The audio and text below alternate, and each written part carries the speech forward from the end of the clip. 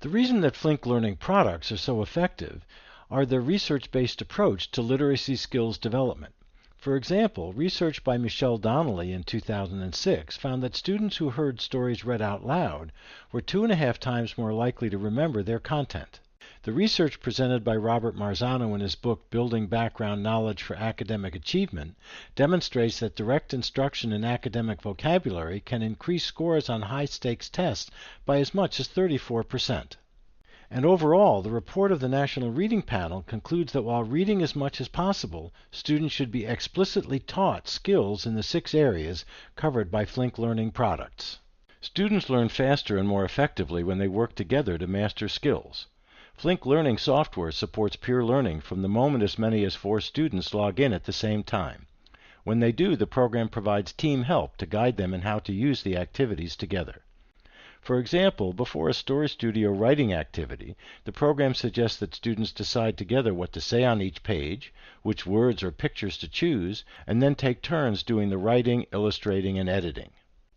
Many Flink Learning products include doing activities created by other learners, which are accessed by clicking on the 3-circle network symbol.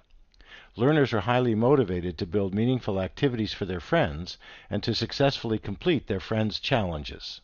Flink Learning products are student-controlled. Students choose not only when and where they use them, but also what they work on.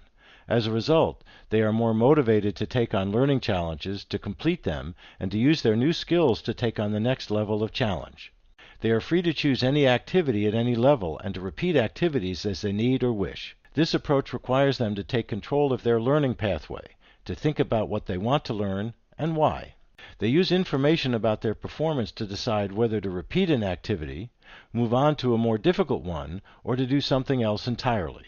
This approach stands in contrast to the algorithmically controlled educational applications, which place each student in his or her next learning activity, often demotivating them due to their feeling that they are being ordered around by an unseen authority.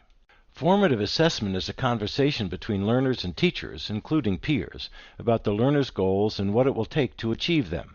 Learners constantly receive feedback on their progress. Here students learn that their time to read a story is longer than the benchmark time. Furthermore, viewing reports provides learners with an acknowledgement of their mastery, feedback on their progress, and an understanding of the scope of their task. The software encourages creative expressions of learning like story writing and sharing with friends and parents for informal feedback. Creating software learning activities for their peers is the ultimate source of formative feedback because it requires learners to demonstrate their mastery.